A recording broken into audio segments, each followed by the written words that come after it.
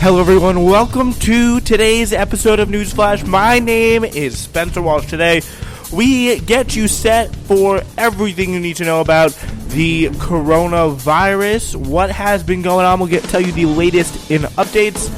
Also, a major loophole in the paid sick leave bill passed by Nancy Pelosi. She can't blame it on the Republicans. It's her fault. We'll tell you why on today's episode.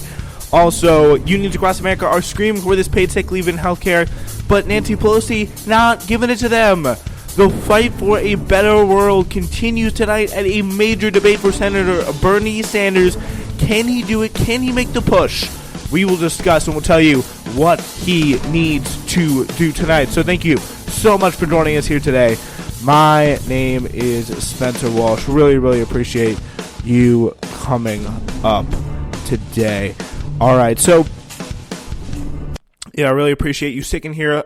As I said on Uncultured, if you're going in quarantine, you're going to want to stay right here on the Spencer Walsh Radio Network because we will guide you through. We're on tomorrow morning with breakdown and analysis of the debate. We will have a show for you about that. We're in full quarantine preparation mode. We have you covered, so do not worry when it comes to that front. We start with the biggest thing. The reason why many of you across the country are in quarantine being shamed into not going into bars and not enjoying your life. No, I'm just kidding. You really should not go to a bar at this point because it's just not a cool thing to do because you're going to be spreading a disease, a very, very bad disease to people who are incredibly vulnerable to it and very well could die. And those are people you don't know. People, like, you're doing that. You're putting people's lives at risk. So, it's my public service announcement. Even though many of the people who say that, like, oh, you're being really selfish, like the people doing that kind of lecturing, they look really annoying. You just want to tell them to shut up, but they're right. That's the tough thing. They are right. So, it's really kind of weird to be in a situation where you hate the people who are right, but this is a situation you just want them to shut up. But again, they are right. You are putting people at risk if you do go out to the bars tonight. And if you're listening to this live, take that under advisement. All right. But so here's what's going on. At top, U.S. health official urged personal sacrifice to avert a worst-case scenario. New York City schools are going to close. Italy's surging cases and deaths raise urgent questions about its overwhelmed hospitals. Could that mean something similar for the U.S.? And according to all possible curves of the way things have played out, we are looking like we are heading in an a very, very Italian scenario, let me just tell you. So the Federal Reserve just slashed interest rates to near zero and said it would buy up huge amounts of government debt to buttress the economy against the coronavirus. That's the biggest thing going on right now. They've slashed interest rates to near zero. And they've unveiled a sweeping set of programs, including plans to snap up huge amounts of government and mortgage-backed debt in an effort to backstop the United States economy as the spread of coronavirus poses a dire threat to the dear economic growth. And really, the crazy thing is, it's showing more than ever, the coronavirus is, the reality of the fact that there are some Americans who just don't have, like, if they can work from home that easily, their jobs may not be as important as they think they are, and they should really stop looking down the Starbucks price and the people who check out their groceries. Like the snide remarks that you've probably heard if you've grown up in an upper middle class neighborhood, just like, you know, when you end up bagging groceries at the local store. Well, here's the thing. When it comes to it, the grocery store workers are pretty much standing between us and the apocalypse right now. Because all the Karens hitting up Whole Foods and being like, where is the toilet paper? It should be back in stock right now. And yelling at poor little stock boys about why they don't have the toilet paper in yet. Like, that's kind of the way we're at right now. It's really disturbing. And we really aren't sure if we have the demand, if we have the ability to, like, survive this demand collapse, because there's a lot of businesses out there, a lot of small businesses, and we'll get to this. We'll be talking about this a fair bit on today's show.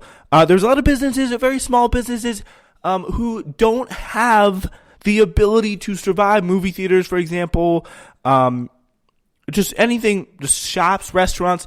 Like, most restaurants you probably know are not going to be able to survive without 2 weeks of income and still having to pay rent. But it's really going to be important to see if you really want to help the economy, maybe not help lower the interest rates for the big banks. Like, that is something that, like, the big banks could afford to take a little bit of a pocketbook hit. But maybe your local restaurant that you like going to with your family that would struggle if they still had to pay rent and they had no income or a massive decline in patronage. Maybe what you do is you put a suspension at least on debt in this country. Like, that's probably going to be something that you're going to have to do at some point, because this is so important and it's such a big deal, because these stores are not going to be able to survive. If you don't do that, these stores are not going to be able to survive because they will not be able to pay that rent that they owe if we see the collapse in demand that we are seeing. Besides cutting its key interest rates to a full percentage point, returning it to a range from 0 to 0.25%, the Fed said it would increase its holdings of Treasury securities by at least $500 billion and its holdings of government mortgage-backed securities by at least $200 billion over the coming months. So they're making those moves to fix the economy. Another big piece of news today is the New York City schools finally closing. Just happened. New York City public schools, the nation's largest, with 1.1 million students, will begin shutting down this week. Governor Andrew Cuomo said on Sunday, in what is the city's most aggressive and disruptive effort to slow the spread of the coronavirus. So, yeah, I mean, pretty much the way we are based somewhere in Westchester County. I'm sure I probably said it on the air at some point, but I don't think anybody really cares. So we're pretty much based somewhere in Westchester County. And our school, every single school around us is closed for at least 2 weeks. But for some reason, at this point, our school is set to reopen on Thursday. Yeah, this Thursday. It's only closed until Wednesday. So that's the standard. Like, every other school is closed for like 2 weeks. As far as I know, I'm about to check it. I'm gonna put it in real quick and see if it's changed. But I really highly doubt it. I haven't heard anything. Yeah, Chappaqua. Oh, there you know. We're gonna be closed until Monday, March 16th. For 2 weeks, beginning Monday, March 16th. That is pretty crazy. So that just came out apparently, and that came today. So yeah, with the announcement of the New York City public schools, my school will also be closed for 2 weeks. So we'll be with you here on Quarantine Radio, keeping you posted. We're turning into pretty much quarantine radio at this point. And so now we are set up for this point. So right now the city and union leaders are working on plans for emergency childcare for essential city workers whose children attend public schools. That's going to be very important. I really think that should be done first. Cuomo said earlier on Sunday that any decision to close New York City schools must include a plan to allow parents who are healthcare workers to continue to report to hospitals, because there will not be childcare availability. And that's the devastating thing, especially with closing New York City schools. That's why they didn't want to do it for so long, was because you have all these people who are very low income, and some of the most low income neighborhoods, like, all of their kids go to the New York City public schools. And paying for childcare on top of trying to go into your job when you're at risk of being sick, like, some of the most low income jobs are at the highest risk of coronavirus. For example, like sanitation workers, things like that. But grocery store people, like, those are all these high population areas, like, kind of just really tough work. Like, that is where coronavirus is most likely to hurt people. That's really, really devastating. If you're not able to know where your child's going to be when the schools shut down. That's why such a backup plan is so important. More than a dozen states have already closed schools, creating concerns that children may miss meals and parents may not be able to stay home from work. That's probably going to be the biggest thing. Childcare, sick leave, done and done. So important. And actually, Nancy Pelosi, how about sick leave for everyone? So on Sunday, Gavin Newsom of California said school closures now affect 80 to 85% of all school children in his state. After LA Unified School District said it was closing, the school officials said they would open 40 family resource centers to provide childcare and meals to students whose parents cannot get out of work. So, yeah, that is very, very important there. So North Carolina also closes public schools on Saturday to stop the coronavirus. Andrew Cuomo tweeted, NYC must have a plan in place for the next 24 hours for childcare for essential workers. In the next 24 hours, for essential workers, and a plan to make sure kids will continue to get the meals they need. NY schools will close early this week. The action is necessary to reduce density and mitigate the spread of COVID-19. And a lot of these people are probably going to have to go into their jobs because of the great sick leave bill that we'll get to before, or get to in a second. The massive loopholes in it. That's not going to really allow for a good portion of people.